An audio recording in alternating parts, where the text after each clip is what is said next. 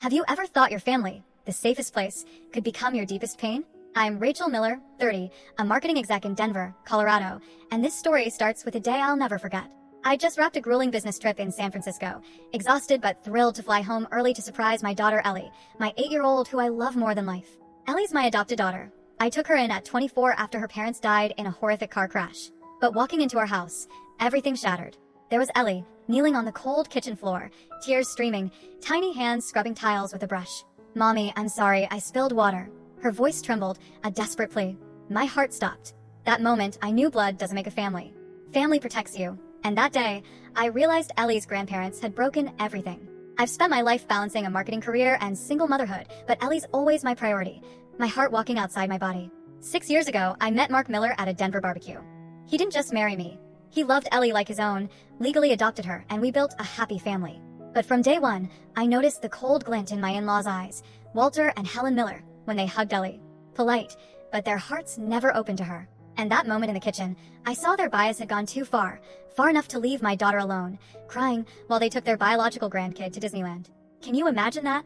A mother like me, standing there, watching her child hurt so deeply by those meant to love her. This isn't just a story, it's a fight to protect my daughter, and it'll change our family forever. As I held Ellie in that freezing kitchen, memories of our journey to become a family flooded back, like a slow-motion film in my mind. I'm Rachel Miller, 30, a marketing exec in Denver, Colorado, who spent my youth balancing a career and single motherhood. Ellie, my 8-year-old with big round eyes and a warm smile, isn't my biological child. She's the daughter of my best friend, Stephanie, who died with her husband in a horrific car crash when I was 24. I didn't hesitate to adopt Ellie, though I was alone, terrified, but I knew she deserved a family. The adoption process was tear-soaked, but each signed paper was a vow. I'd love and protect Ellie forever. 6 years ago, at a Denver barbecue, I met Mark Miller, the man who changed my life. He didn't just love me, he loved Ellie like his own. With her quirky curly hair, Ellie stole Mark's heart from day one. He proposed on one knee with 2 rings, one for me, a heart-shaped necklace for Ellie, asking if we'd make him the luckiest man by being his family. When we married, Mark legally adopted Ellie, making us a complete family on paper and in our hearts. We built happy days in Denver, bedtime stories, family outings, Ellie's laughter filling our home. But from the start, my in-laws, Walter and Helen Miller, brought cracks. They were polite, brought gifts for Ellie, but their smiles never reached their eyes. I thought it was a generational gap, but now, seeing Ellie cry, abandoned, I know the truth, they never truly accepted her. Want to know how their subtle bias pushed our family to the brink? Stay with me, because this story's just beginning to unveil its darkness. When Ellie and I started building our new life with Mark in Denver, I hoped my in-laws would embrace her as their own. But from the first meeting with Walter and Helen Miller, Mark's parents, I sensed an inexplicable chill. They arrived with small gifts for Ellie, an old teddy bear, a worn book, and polite smiles, but their eyes stayed distant, like Ellie was an uninvited guest. I recall their first visit after our wedding. Helen hugged Ellie, but it was stiff, devoid of warmth. "She's a pretty little thing," she said flatly, "but doesn't look much like you two, does she?" That remark stung like a needle, though Mark quickly explained Ellie was adopted, his voice brimming with pride. I chalked it up to generational differences, but the coldness didn't fade. At family gatherings, from Texas BBQs to Denver vacations, I noticed Walter and Helen showering affection on Chloe, their biological granddaughter, daughter of Mark's brother, Jason. Chloe, also ate like Ellie, got glowing praise. "Chloe's so bright, a true Miller." Ellie, polite and sweet, seemed forgotten in their stories. They brought gifts for both, but Chloe's were always grander. A pricey doll versus Ellie's cheap art set. I told myself it was random, but seeing Ellie cry while scrubbing the floor that day, I knew their coldness wasn't accidental. It was a deep fracture, with Chloe at its heart. Helen often ignored Ellie's chatter, but hung on Chloe's every word. Walter nodded quietly, as if the disparity was natural.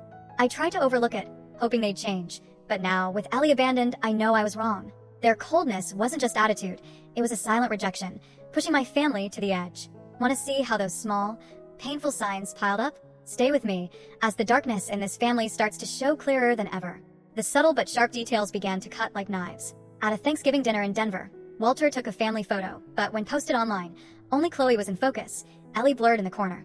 Helen asked Chloe about school, friends, but with Ellie, she offered a faint smile. No questions. I tried telling Mark, but he sighed. "They're from another generation, Rachel.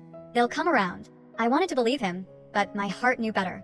The bias wasn't just words or looks, it seeped into actions. For Ellie's birthday, they gave Chloe a shiny new bike, while Ellie got a used book. I saw Ellie force a smile, but her eyes shimmered with sadness. Mark confronted them once, firm. "Ellie's my daughter, treat her like Chloe." Helen's response? a shrug, and we love both, but Ellie seems to prefer drawing. That excuse poured fuel on my anger. Then, finding Ellie sobbing on the floor was the breaking point. I recalled her tiny voice asking, "Why doesn't Grandma ask me to bake like Chloe?" Each question tore me apart, and now, knowing they left her to take Chloe to Disneyland, I see their coldness wasn't random, it was a choice. Walter and Helen didn't just act distant. They quietly rejected Ellie, making her an outsider in our family. I hoped they'd accept her, but now I know I must shield my daughter from those who don't deserve her. Want to uncover how those small wounds built into a deep cut? Stay with me, because this story is heading into a fight you can't miss. The early days in Denver with the Miller family were filled with hope, but small cracks emerged, cutting deep into my and Ellie's hearts. I began noticing subtle favoritism in Christmas gifts. Chloe, Walter, and Helen's biological granddaughter always got lavish items like an expensive Barbie doll, while Ellie received a cheap local art set. I forced a smile, thinking it was just differing tastes, but Ellie's strained grin showed she felt the unfairness. Family photos at Texas BBQs or Denver Thanksgivings were the same. Walter snapped shots of both kids, but on social media, only Chloe shone brightly, Ellie blurred in the corner like a forgotten ghost. I asked Helen why, and she shrugged. Chloe's more photogenic. The signs grew clearer. At Ellie's last birthday, when the family gathered, Helen brought a grand cake for Chloe, but for Ellie, just a worn card and a comment. "You're too old for cake now." Ellie forced a smile, but her eyes glistened with sadness I couldn't erase. Mark saw it, confronting them. "Ellie's my daughter, treat them equally." Helen's reply, "We love both, but Ellie seems to like simple things." That excuse stung like salt in a wound. I tried comforting Ellie, creating our own mother-daughter traditions, but each time she whispered, "Why doesn't Grandma remember my birthday like Chloe's?" My heart twisted. Those small cuts, paper thin, built into a massive ache. And now, with Ellie left scrubbing the floor, I knew the bias wasn't random. The moments weren't just differences, they were invisible slashes at Ellie's self-worth. At a Denver family picnic, Helen took Chloe to pick desserts, while Ellie was told to stay and clean trash to help grandparents. I saw her bow her head, tiny hands quietly working, and my heart tore. Birthday cheers, too.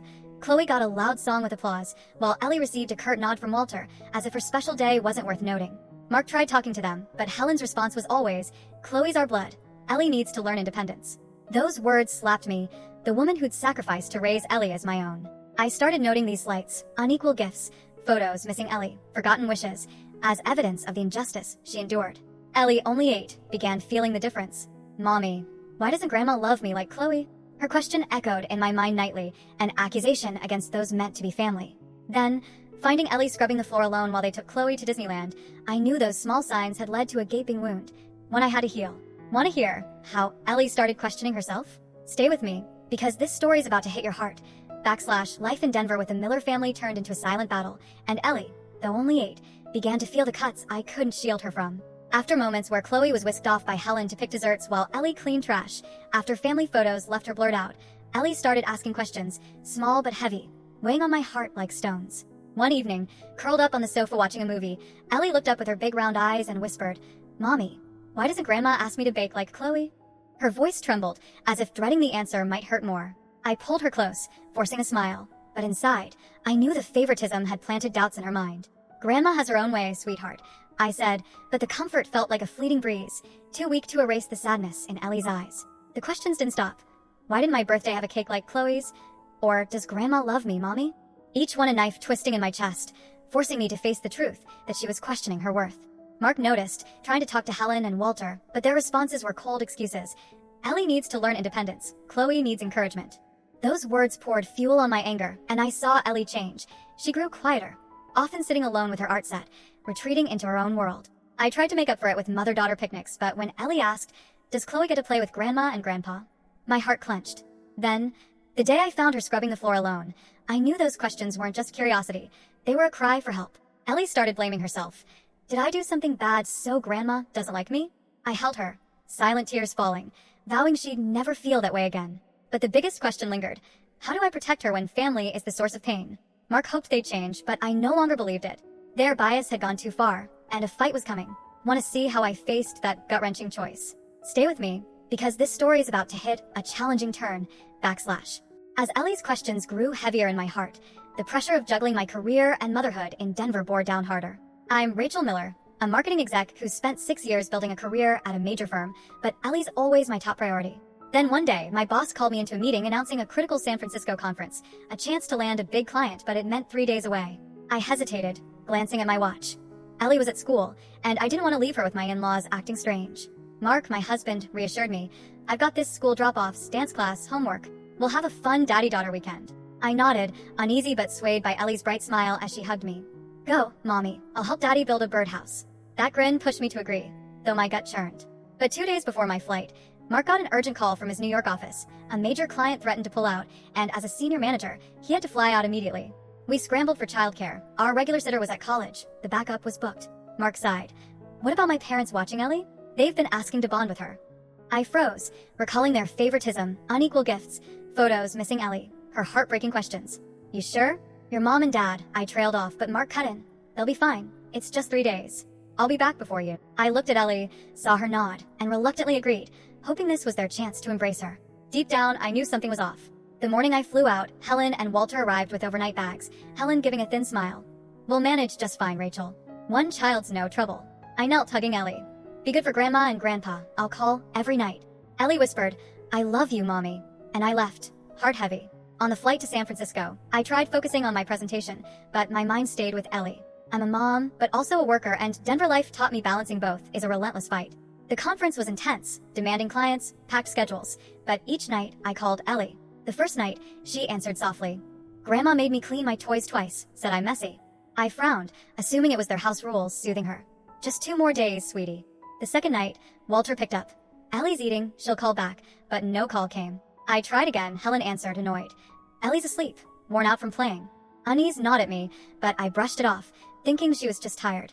Then, day 3 brought a miracle. The client signed early, canceling the last 2 days. Colleagues urged me to stay and explore Chicago, but I only wanted Ellie. I booked a flight back to Denver, keeping it a surprise for her. On the plane, I texted Mark, coming home early, surprise for Ellie. He replied, awesome. I'm still stuck in New York, love you both. Landing, I called home, but no one answered, and dread surged. Driving back, excitement mixed with worry, I didn't know what awaited. Those brief calls, Helen's coldness, it all hinted at a storm. Want to know how I uncovered the horrifying truth? Stay with me, because this story's about to explode. The morning I flew to San Francisco, my heart was heavy despite Mark's assurances. When Helen and Walter's car pulled up to our Denver house, they stepped out with overnight bags, Helen's thin smile like an untrustworthy promise. We'll manage just fine, Rachel. One child's no trouble, she said, eyes flicking to her phone, not me, while Walter patted my shoulder. Don't worry, we raised 2 boys, Ellie'll be okay. I hesitated, haunted by the unequal gifts, photos missing Ellie, her aching question, why doesn't Grandma love me? But I had no choice. Mark was already flying to New York for an urgent work crisis. Our sitter was unavailable. My mom in Arizona couldn't come last minute. I knelt, hugging Ellie, whispering, be good for Grandma and Grandpa, I'll call every night, and her trusting nod, eyes bright, tore at me as I left. Mark had said, they need time. This could be their chance to bond with Ellie, and I wanted to believe him, hoping 3 days away would erase the cracks from forgotten birthday wishes or Helen's coldness. But as Helen flashed that final faint smile, a bad feeling surged. On the flight to San Francisco, I tried focusing on the conference, but my mind stayed with Ellie. Her questions about her grandparents' love haunted me. The conference was grueling, tough clients, packed schedule, but I called Ellie nightly. The first night, she whispered, Grandma made me clean my toys twice, said I'm messy, and I soothed. Just 2 more days, sweetie. The second night, Walter answered. Ellie's eating, she'll call back, but no call came. I tried again. Helen picked up irritated. Ellie's asleep, worn out from playing. Unease gnawed, but I told myself she was just tired. Then, day 3 brought a miracle. The client signed early, canceling the last 2 days. Colleagues urged me to stay and explore Chicago, but I only wanted Ellie. I booked a surprise flight back to Denver, keeping it secret, hoping it'd delight her. On the plane, I texted Mark, coming home early, surprise for Ellie. He replied, awesome, stuck in New York, love you both. Landing, I called home, but no answer, dread rising. Driving back, excitement tangled with worry. Those short calls and Helen's chill replaying, all signs of a brewing storm. Helen and Walter's volunteer offer now felt like a trap, and I didn't know what I was about to face. Want to know how I uncovered the horrifying truth? Stay with me, because this story's about to explode. In San Francisco, nightly calls to Ellie were my lifeline amid the grueling conference schedule. The first night, her tiny voice came through. Grandma made me clean my toys twice. She said I'm messy, and I frowned, thinking it was just their Denver house rules. Just 2 more days, sweetie. I soothed, hiding my unease. But the second night shifted. Walter answered instead. She's eating, she'll call back, but no call came. I tried again before bed. Helen picked up irritated. Ellie's asleep, worn out from playing. My gut twisted, but I told myself she might truly be exhausted from time with her grandparents. Then the next morning, a bombshell, the San Francisco client signed early, canceling the last 2 days. Colleagues urged me to stay and explore Chicago, but my mind was on Ellie. I booked an immediate flight back to Denver, keeping it a surprise, hoping it'd thrill her. On the plane, I texted Mark in New York, "Coming home early, surprise for Ellie." He replied, "Awesome, stuck here, love you both." Landing, I called home, but no answer, dread surging. Driving back, excitement tangled with fear, those brief calls and Helen's coldness replaying, signs of something sinister. Those odd hints, Ellie's faint voice, Helen's annoyance, Walter's absence, felt like pieces of a storm brewing. I wondered if trusting my in-laws with Ellie was my biggest mistake. Those strange calls gnawed at me, despite trying to focus on work in San Francisco. The second night, when Ellie didn't call back, I lay awake, replaying Helen's curt "she's asleep" with her irritated tone, like I was a bother. The next morning, the client's early sign-off felt like a miracle. I could race back to Denver. I didn't tell Mark or anyone, wanting the surprise to light up Ellie's face after our days apart. On the flight, I texted Mark, "Coming home early, surprise for Ellie," and he replied from New York, "Awesome, still tied up, love you both." Landing in Denver, I called home, no answer, my heart hammering. Driving, eagerness mixed with terror, those signs, Ellie's soft voice the first night, her absence the second, Helen's chill, screaming trouble. As I neared our house, Walter and Helen's car was gone, and panic swelled. I questioned if letting them watch Ellie, even reluctantly, was a colossal error, unsure of what awaited. Those fleeting calls, from Helen's impatience to Ellie's silence, were whispers of a dark truth. Want to know how I uncovered that horrific reality? Stay with me, because this story's about to erupt with a shock you won't see coming. Landing in Denver. My heart raced with excitement and worry, haunted by those odd San Francisco calls. Driving home, I saw no sign of Walter and Helen's car, and the silence as I entered made my pulse pound. "Ellie? Anyone home?" I called, but only a cold echo answered. Dropping my bag, I crossed the living room, Ellie's favorite chair empty, just her stuffed bunny, Mr. Flopsy, abandoned on the floor. My chest tightened. I stepped into the kitchen, and there it was. Ellie, my 8-year-old daughter, kneeling on the icy tiles, tiny hands scrubbing with a wet brush, tears streaming. "Mommy, I'm sorry, I spilled water," her voice quivered frail. I rushed over, kneeling, pulling her into my arms, my work clothes soaking, uncaring. "Baby, no one gets to make you do this," I whispered, tears spilling. Ellie sobbed. "Grandma said I had to clean before they got back. They went to Disneyland with Chloe." Those words hit like a shockwave. They left her alone to take their blood grandkid to play? I pressed, "How long have you been here?" Ellie lowered her head, tears dripping. "Since morning, after breakfast." 4 hours. 4 hours an 8-year-old was left, scrubbing, while I trusted them in Denver. Rage surged, but I stayed calm, holding her tight. "What else did they say?" Ellie whispered.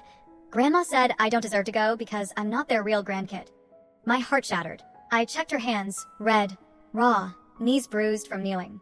Ellie's pain fueled a fire in me, and I knew the favoritism, unequal gifts, photos without her, had led to this. I called Mark instantly. In New York, he roared. "They left her alone? I'm flying back now." I nodded, knowing he'd return overnight. While waiting, I helped Ellie bathe, wiped her tears, and thought of Helen, her smug smile when she agreed to watch her, now abandoning my girl. Ellie asked softly, "Are you mad at me, Mommy?" I hugged her fiercely. "Never, sweetie, it's their fault." But I knew the confrontation ahead wouldn't be easy. Their car could pull up anytime, and I had to be ready. After her bath, I sat with Ellie on the sofa, probing gently. "What did they say when they left, honey?" Ellie's voice broke. "Grandma said Chloe got to go to Disneyland because she's their real grandkid, not me. She told me to stay and learn housework." I was stunned. They didn't just ditch her, they blamed her? Ellie added, "She said I don't have Miller blood, so I'm not like Chloe." My heart broke, recalling Helen's comparisons, from pricey dolls to birthday cakes. I checked Ellie, a small shoulder bruise. She said, "Grandma grabbed hard when I dropped a plate." Fury flared, but I reined it in, calling Mark again. From New York, he growled. "They left her? Hurt her? I'll sue if I have to." I agreed, knowing he'd be back by night. While waiting, I bathed Ellie, dried her tears, and thought of Helen, her dismissive smirk when she took over, now abandoning my girl. Ellie asked softly, "Are you mad at me, Mommy?" I hugged her tight. "Never, sweetie, it's their fault." But I knew the showdown looming wasn't simple. Their car could roll in any moment, and I had to be prepared. Want to see how I face them? Stay with me, because this story's about to erupt. Holding Ellie in Denver's frigid kitchen, I wiped her tears, fighting to stay calm as I sought the truth. "How long have they been gone, honey?" I asked, voice shaking. Ellie whispered, "Since morning, after breakfast. They said I had to clean by 6 p.m. or no dessert." I froze. They left at 10 a.m., abandoning an 8-year-old alone in the house? Ellie continued, choking up. "They went to Disneyland with Chloe. Grandma said I don't deserve to go because I'm not their real grandkid." Each word stabbed like a knife, and I realized the favoritism, unequal gifts, photos without Ellie, had built to this. What did you do all day? I asked, checking her hands, raw, red, knees bruised from kneeling. Ellie looked down. I scrubbed the floor, picked up toys. Grandma said I need to learn responsibility. Rage flared, but I hugged her, vowing, Mommy won't let anyone hurt you again. I called Mark in New York. He roared. They left her alone? I'm flying back now. I nodded, knowing he'd return overnight. While waiting, I helped Ellie bathe, dried her tears, and thought of Helen, her smug smile when she agreed to watch her, now deserting my girl. Ellie asked softly, Are you mad at me, Mommy? I held her tight. Never, sweetie, it's their fault. But I knew the confrontation ahead wouldn't be easy. After her bath, I sat with Ellie on the sofa, probing gently. What did they say when they left? Ellie's voice cracked. Grandma said Chloe gets to go to Disneyland because she's their real grandkid, not me. She told me to stay and learn housework. I was stunned.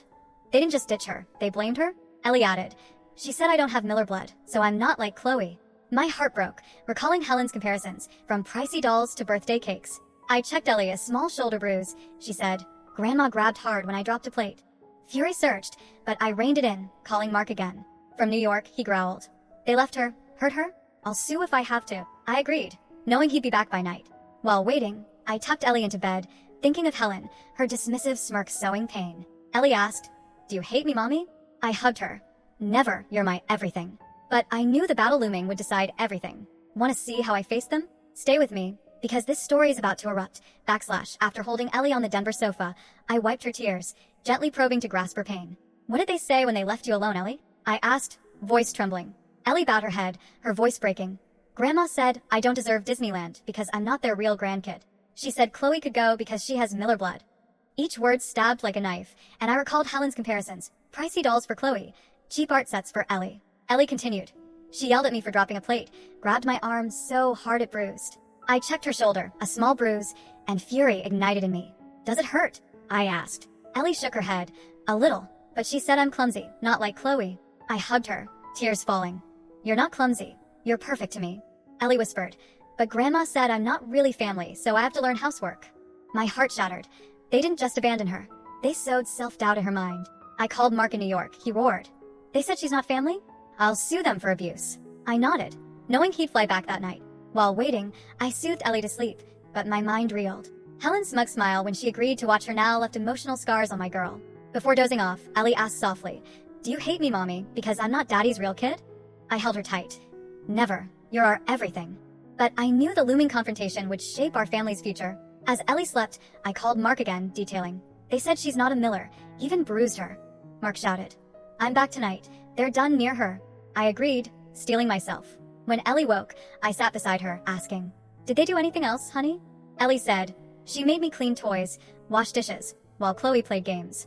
Grandma said I don't deserve love like Chloe. My chest tightened. They didn't just ditch her. They treated her like a servant. I checked her again, a faint red mark on her arm. Ellie said, Grandma gripped hard when I asked about cookies. Rage surged, but I held it, calling Mark. They hit and humiliated her. Mark growled, I'm coming. We'll cut them off.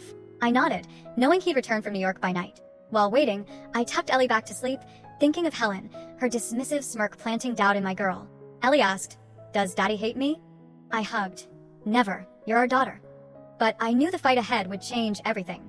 Want to see how I faced them? Stay with me, because this story's about to erupt.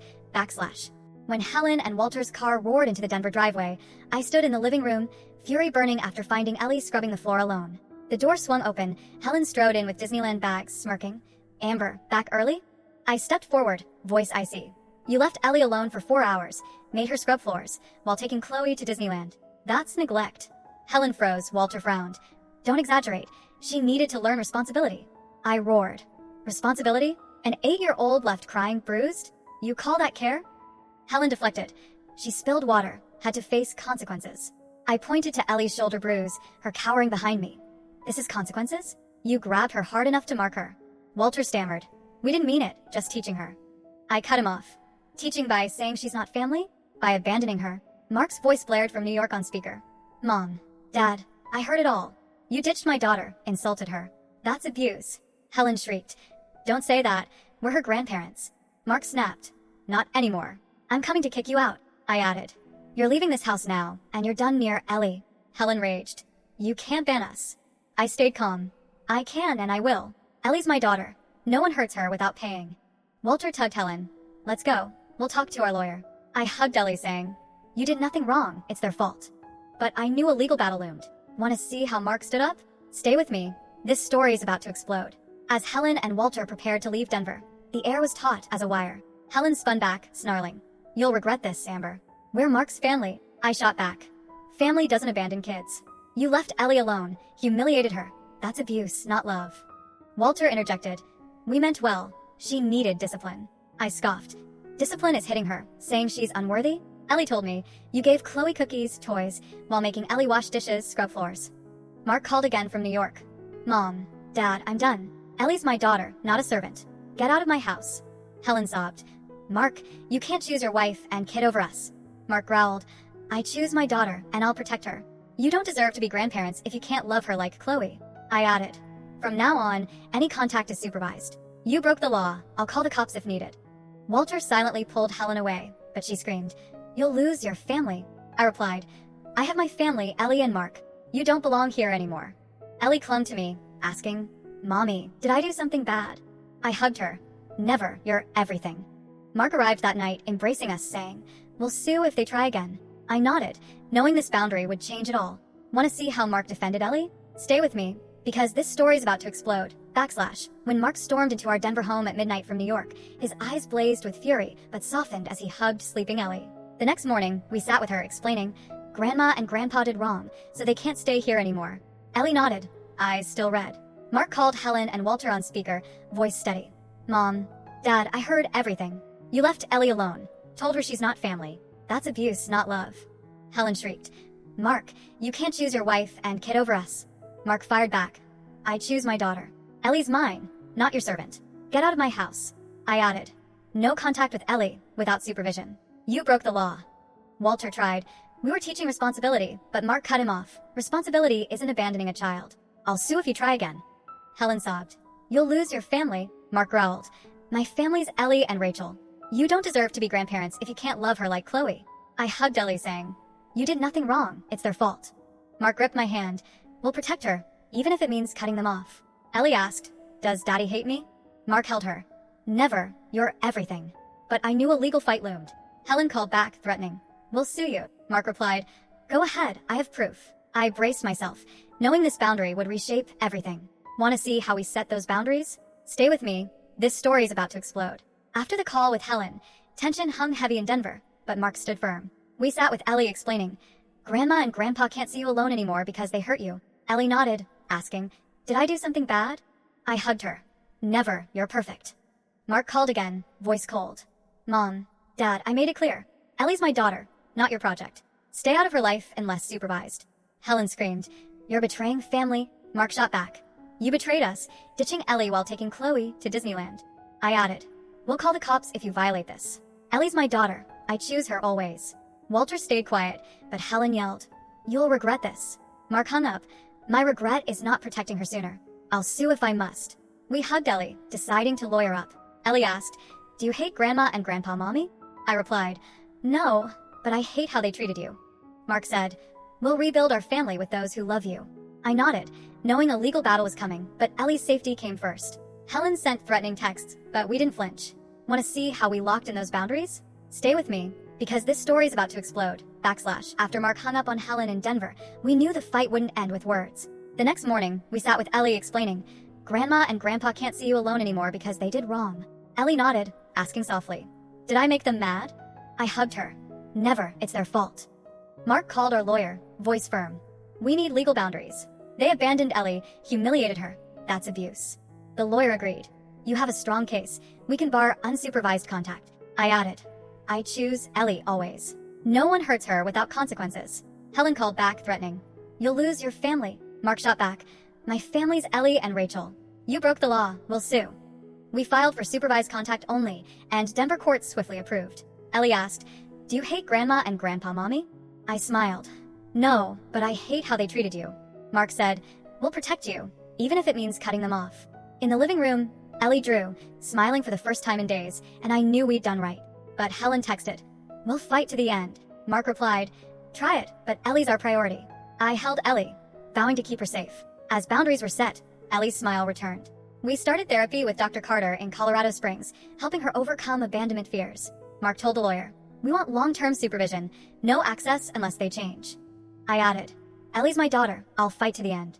Helen sent a letter threatening to sue, but we had proof, calls, bruises, Ellie's words.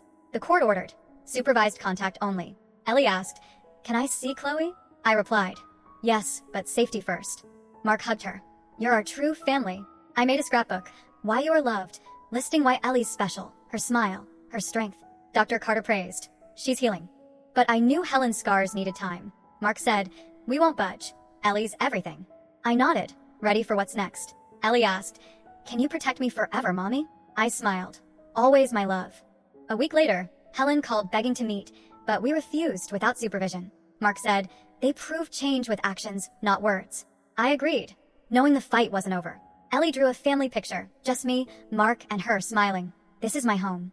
My heart warmed, but I knew Helen and Walter remained a threat. Want to see how we recovered? Stay with me, because this story is heading toward light. After setting boundaries in Denver, Mark and I took Ellie to Colorado Springs to see Dr. Carter, a family therapist, to help her heal from the pain. In the cozy office, Ellie sat beside me, clutching Mr. Flopsy, her voice shaky.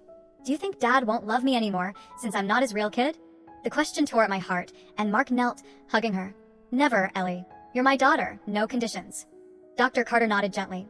Ellie, family is love, not just blood. How did Grandma's words make you feel when she said you're not real family? Ellie bowed her head, tears falling. Sad and scared, like I'm not good enough. I held her, crying. You deserve everything, and Mommy and Daddy will always be here. Dr. Carter explained. Those words planted doubt, but we'll help you rebuild confidence. Mark gripped my hand, saying, we'll do anything for you, Ellie. In therapy sessions, Ellie shared, being scolded for clumsiness, feeling abandoned during their Disneyland trip. Each word was a scar, but Dr. Carter helped her see. You didn't do anything wrong. That was the adult's mistake. Ellie asked, do I have to try harder? I replied, no, just be you. Mark added, you're our true family. Dr. Carter praised, Ellie's making progress, but it'll take time. I saw her slowly open up, though Helen's wounds lingered. Mark whispered, we must shield her from them forever. I nodded, knowing this journey was long. Want to see how Ellie regained her confidence? Stay with me, because this story is heading toward light. In later Colorado Springs sessions, Ellie smiled more, though Helen's words still shadowed her eyes. Dr. Carter held talk circles, and once Ellie said, I feel like I'm not good enough, like Grandma said. I hugged her, tears falling. You're everything to me, no one can make you think otherwise. Mark added, you're my daughter, blood or not doesn't matter. Dr. Carter suggested, create positive moments to make Ellie feel safe. We started nightly. Mark and I read stories, played games, logged Miller moments, family memories. Ellie drew a family picture, grinning. This is my home. I made a scrapbook, Why You Are Loved, listing why Ellie's special, her smile, her strength. Dr. Carter said, she's learning to love herself, a big step. But sometimes Ellie asked, does Daddy hate me? Mark held her. Never, you're my heart. I saw her confidence grow, though the Disneyland scar needed time. Mark said, we won't budge. Ellie's everything. I agreed, knowing Helen and Walter remained a threat. Ellie asked, can you protect me forever, Mommy? I smiled. Always my love. Dr. Carter noted, this takes patience, but Ellie's strong. We agreed, committed to rebuilding our family. Want to see how Ellie rebuilt her confidence? Stay with me, because this story is heading toward light. After therapy sessions in Colorado Springs, Ellie started finding her smile again in Denver, though Helen's wounds still lingered. We committed to rebuilding her confidence, starting with Miller moments. Nightly, Mark and I read stories, played games, and logged family memories. Ellie drew a picture, just me, Mark, and her, beaming. This is my home. I crafted a scrapbook, Why You Are Loved, listing why she's special, her radiant smile, her resilience after those floor-scrubbing days. Mark hugged her. You're my light, no one changes that. Ellie asked, does Daddy hate me because I'm not his real kid? Mark shook his head. Never, you're mine. Dr. Carter praised. She's learning to love herself, a huge step. But sometimes, Ellie grew quiet, and I knew the Disneyland scar hadn't fully healed. We held a small family picnic, just us three, and Ellie laughed loudly as Mark clowned around. I whispered, you deserve all this joy. Mark said, we won't let anyone hurt you again. Ellie asked, can you keep me forever, Mommy? I smiled. Always my love. One afternoon, Ellie brought the scrapbook, reading aloud. Mommy says I'm strong. My heart warmed, but I knew Helen and Walter loomed like shadows. Mark vowed, if they don't change, we're done with them for good. I nodded, knowing Ellie needed a safe space. Want to see how Ellie rediscovered joy? Stay with me, because this story is heading toward light. In Denver days, Ellie regained strength through Miller Moments and the Colorado Springs scrapbook. We played family games nightly. Mark spun silly tales, making Ellie giggle. Daddy's so goofy. I added to the scrapbook, "You're my pride," with a picnic photo of us three. Ellie asked, "Do you hate me because I don't look like Daddy?" I hugged her. "Never, you're mine." Mark chimed in, "You're our real family." Dr. Carter said, "Ellie's overcoming fear, but it takes patience." One day, Ellie drew a family picture without Helen and Walter grinning. Just Mommy and Daddy. My heart lifted, but I knew she still thought of Chloe. We threw a small birthday party for Ellie, just us, with a homemade cake. She cheered. "Best birthday ever." Mark said, "You deserve this." I added, "Your heart." But when Ellie asked, "Will I see Grandma and Grandpa?" I replied, "Only if they change, and I'll keep you safe." Mark nodded. "We'll sue if they try anything." Dr. Carter noted, "She's healing, but it'll take time." Ellie took the scrapbook to school, showing friends, growing more confident. Yet I knew Helen's scars needed more care. Want to see how Mark's brother stepped up? Stay with me, because this story is heading toward light. After healing days in Denver with Miller Moments, Ellie smiled more, but I knew family wounds still lingered. A week later, Jason, Mark's brother, called from Colorado Springs, voice heavy with guilt. "Rachel, I'm sorry this happened. Lily told me Ellie was made to do chores. I didn't know Mom went that far." Stunned, I asked, "Jason, how long have you known?" He sighed. "Lily mentioned it a while back, but I thought it was just Mom being strict. Now I see it's wrong." Mark took the phone. "Thanks, Jason. I need your help." Jason agreed. "I'll talk to Mom and Dad. They have to own up." I hugged Ellie, saying, "You have a good uncle." Jason visited, bringing Lily, and apologized to Ellie. "I didn't know, Ellie. I'm sorry for our family." Ellie nodded, eyes wary. Jason confronted Helen on the phone. "Mom, I won't stand for how you treated Ellie. It's abuse." Helen screamed, "You're turning on me too?" Jason replied, "No, you turned on your grandkid." Mark said, "Jason, you're our bridge to the family." I added, "If they change, we'll consider it." Jason nodded, "I'll push them." Ellie asked, "Does Uncle Jason hate me?" Jason smiled, "No, you're Lily's awesome cousin." My heart eased, but I knew Helen remained a threat. Mark vowed, "We'll sue if they don't change." Want to see how Reddit stepped in? Stay with me. This story is heading toward light. After Jason's visit in Denver, hope flickered as he sided with us. Jason called again. "Mom's still stubborn, but I've told the relatives the truth." I asked, "How'd they react?" He sighed. "Some believe Mom, but Lily and I are convincing them." Mark said, "Thanks, Jason. Keep going." Jason agreed. "I'll be the bridge, but Mom might sue." I hugged Ellie. "You've got Uncle Jason and Lily." Jason arranged a small family meetup. Lily hugged Ellie. "I'm sorry I didn't protect you." Ellie grinned. "It's okay. We're still cousins." Jason faced Helen. "Mom, I won't let you hurt Ellie again."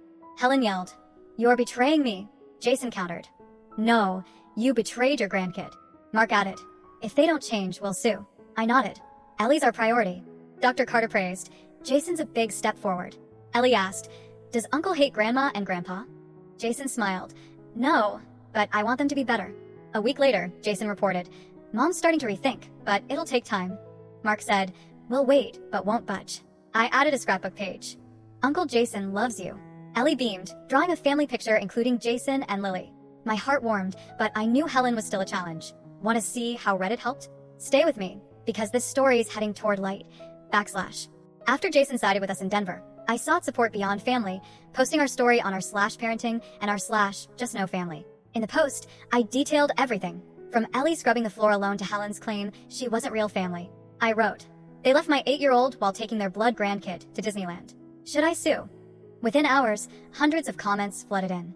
One user wrote, "This isn't overreacting. It's parenting. Sue them." Another mom shared, "My kid faced this too. You're not alone." Mark read with me, nodding. "They're right. We need to act." I replied, "Thanks, I'll protect her." The Reddit community rallied, many sending private messages about their own family injustices. One advised, "Record them if they keep at it, it's evidence." Mark said, "We'll do it." Ellie asked, "Mommy, are people helping me?" I smiled. "Yes, the whole world's rooting for you."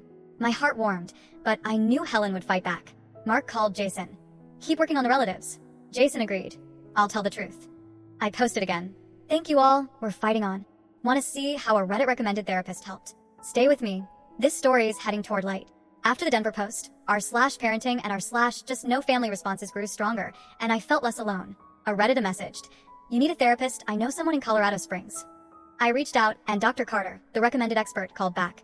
"I can help Ellie and your family. Come in." Mark agreed. "This is a great chance." We took Ellie, and Dr. Carter said, "Ellie, you deserve love. No one can make you feel less." Ellie nodded, asking, "Do I have to try harder?" Dr. Carter smiled. "No, just for you." A Reddit mom messaged, "You saved her soul before the damage became permanent. I regret letting my kid endure it." Her words made me cry, but fueled my resolve. Mark said, "We owe this community." I posted, "Thanks to you, Dr. Carter's helping us." The community offered more, recording tips, legal advice. Jason called, "Relatives are doubting mom, thanks to Reddit." I laughed. The internet's our ally. Ellie asked, "Mommy, do lots of people love me?" I hugged her. "So many, sweetie." But I knew Helen remained a challenge. Want to see how we handled their second chance? Stay with me because this story is heading toward light. / after my Denver post on our /parenting and our / just no family, a Redditor from Colorado Springs messaged, "You need a therapist? I know a great one, Dr. Carter. Reach out." I called immediately and Dr. Carter answered warmly, "I can help Ellie and your family. Come see me." Mark nodded. "This is a good shot, Rachel." We brought Ellie and Dr. Carter said, "Ellie, you deserve love. No one can make you feel less." Ellie asked softly, "Do I have to try harder?" Dr. Carter smiled. "No, just for you." A Reddit mom messaged, "You saved her soul before the damage became permanent. I regret letting my kid endure it." Her words made me cry, but fueled my resolve. Mark said, "This community's a miracle." I posted again, "Thanks, Dr. Carter's helping us." Dr. Carter began therapy, asking Ellie, "How did it feel being left alone?" Ellie shared, "Sad, like I'm not good enough." I hugged her. "You're everything to me." Another Redditor advised, "Record them if they keep at it, it's evidence." Mark agreed. "We'll do it." Ellie asked, "Mommy, are people really helping me?" I smiled. "So many, sweetie." My heart warmed, but I knew Helen would push back. Jason called, "Relatives are doubting mom, thanks to Reddit." Want to see how the grandparents' second chance played out? Stay with me. This story is heading toward light. After meeting Dr. Carter in Colorado Springs, Ellie started opening up, and I knew Reddit was a huge anchor. A Redditor sent resources. Dr. Carter specializes in blended families, highly effective. I called again, and Dr. Carter said, "I'll help Ellie overcome her fears. She needs to feel secure." Mark asked, "How do we make her believe she's lovable?" Dr. Carter replied, "Create positive moments like a family journal." We began. Ellie drew, giggling, "I love our home." Another mom messaged, "I let my kid face mistreatment. Now I advise strength. Ellie's lucky to have you." My heart ached, but I knew I was right. Mark said, "We owe this community." I posted, "Dr. Carter's amazing. Thank you, Reddit." Dr. Carter had Ellie write her feelings. "I'm sad about grandma, but mommy and daddy love me." I hugged her. "That's right, you're everything." A Redditor warned, "Keep evidence, Helen might sue." Mark nodded, "We'll be ready." Ellie asked, "Will I see grandma and grandpa?" I said, "Only if they change. I'll keep you safe." Jason called, "Mom's gone quiet. Relatives are questioning her." I laughed. Reddit's our strength. But I knew Helen remained a threat. Want to see how the grandparents' second chance unfolded? Stay with me because this story is heading toward light. / after therapy sessions in Colorado Springs one Denver afternoon, my phone rang. It was Helen. Her voice quivered. "Rachel, I want to see Ellie." I'm sorry for treating her so badly." Stunned, I asked, "Are you serious? After everything?" Helen sighed. "I was wrong to leave her alone, to say those things. I was obsessed with bloodlines, but now I see families more than blood." Mark on speaker growled, "Mom, prove it, not just words." I added, "Ellie's still scared of you, it'll take time." Helen cried, "I'll try for her." We agreed to a supervised park meeting. Ellie clung to me, asking, "Mommy, is she for real?" I said, "I'll protect you, but let's see." At the park, Helen knelt. "Ellie, I was wrong. I'm sorry for saying you're not family." Ellie asked, "Does that mean you'll bake cookies with me now?" Helen nodded, tears falling. "If you want, I'll learn." Mark said, "This is a start, but you must change." I hugged Ellie. "You decide, sweetie." Ellie nodded. "I want to try." Helen brought cookies. Ellie smiled. "Thank you, Grandma." My heart eased, but I knew Helen had to prove herself. Want to see how supervised visits went? Stay with me. This story is heading toward light. After the Denver Park meeting, Helen started therapy, sparking faint hope. A week later, she called. "I'm learning to change, Rachel. Can I see Ellie?" I consulted Dr. Carter, who advised, "Supervision's essential." We met in Colorado Springs, Jason supervising. Helen brought cookies, saying, "I baked these to say sorry." Ellie, cautious, asked, "Do you hate me?" Helen shook her head. "No, I was wrong." Chloe cut in. "Grandma, ask Ellie." Helen nodded. "Ellie, what do you want?" Ellie grinned. "Bake with you." Dr. Carter praised. "That's progress." Mark said, "Long-term supervision's needed." I hugged Ellie. "You're so strong." Jason reported, "Mom's trying, but some relatives doubt her." Helen apologized again. I'll keep trying. My heart warmed, but I stayed wary. Want to see how supervised visits unfolded? Stay with me, because this story is heading toward light. After Helen's apology in Denver, we arranged supervised visits in Colorado Springs, with Jason and Lily overseeing. Helen brought homemade cookies, smiling. I learned to bake for you. Ellie, cautious, asked, Do you hate me? Helen shook her head. No, I was wrong. Mark stood firm. Mom, you have to prove it. Chloe, like Ellie, unexpectedly became a tiny referee, saying, Grandma, ask what Ellie wants. Helen nodded. Ellie, what do you want? Ellie grinned. Bake with you. We saw Ellie slowly warm, but she stayed guarded. Once, Helen nearly compared Ellie to Chloe, but Chloe cut in. Grandma, ask her. Helen corrected. Ellie, how do you feel? Ellie said, I want to play with Chloe. Dr. Carter praised. Chloe's aiding the process. Jason reported, Mom's trying, but some relatives doubt her. My heart warmed, but I stayed wary. Ellie asked, Mommy, is she for real? I replied, I'll protect you, let's see. Want to see how we redefined family? Stay with me. This story's heading toward light. The visits continued. Chloe hugged Ellie. Let's play, sis. Helen nodded. I'll learn. Dr. Carter noted. Ellie's trusting more. I hugged Ellie. You're strong. But I knew Helen needed a long road. Helen brought a storybook. Ellie asked, Do you really love me? Helen said, Yes, I'm learning. Chloe piped up, Grandma, play Ellie's game. Helen joined a pretend house game, and Ellie laughed. You're good. Dr. Carter said, Chloe's a bridge. Once, Helen almost said, Chloe's better, but Chloe interrupted.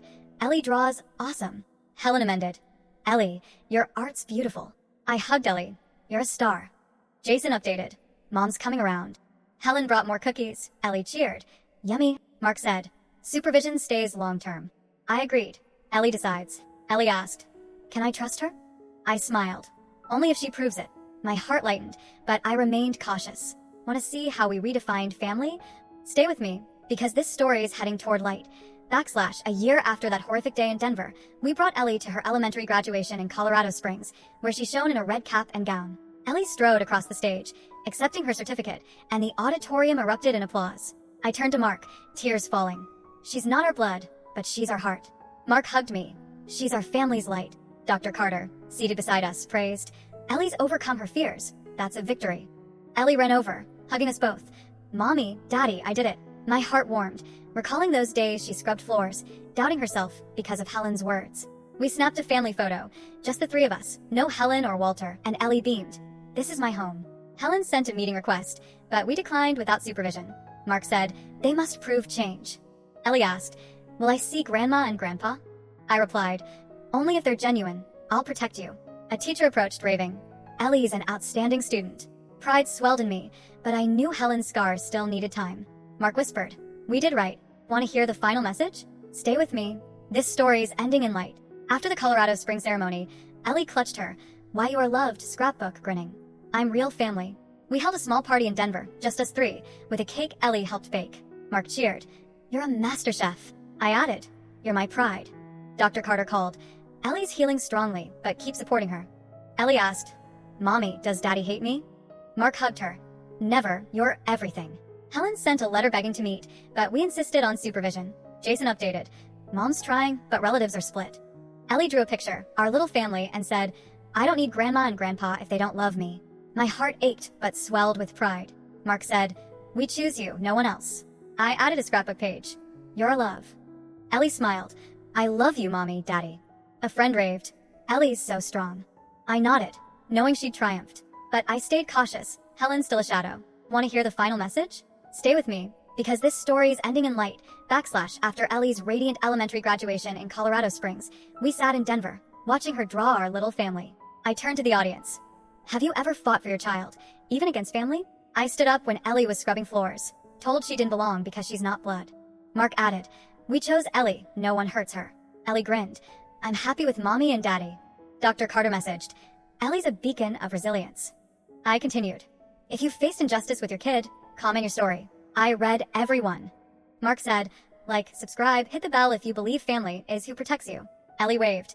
Thanks, everyone. My heart warmed, knowing she'd overcome. Helen sent a meeting request, but we refused without supervision. I said, family is love, not blood. Share if you agree. Want to tell your story? Stay with us. This light's for all of us. In that moment, Ellie asked, Mommy, are there others like me? I smiled. So many, and they need to hear you. Mark added, support us with a like. A friend praised, Ellie strong. I nodded. We fought for her. You can too. I went on. If your own family mistreated your child, be fierce like I was for Ellie. Mark said, like and subscribe to stand with us. Ellie beamed. I love my family. Dr. Carter texted. Ellie's an inspiration. I added. Comment your story. You're not alone. A Reddit messaged. Thanks, I protected my kid too. Pride swelled, knowing Ellie was healing. Helen called to meet, but we declined. Jason reported. Mom's trying, but relatives are split. I said, choose your kid, like we chose Ellie. Ellie waved. Thank you. Mark urged. Hit the bell to stay with us. Want to share your story? Stay with us, because this light's for all of us. /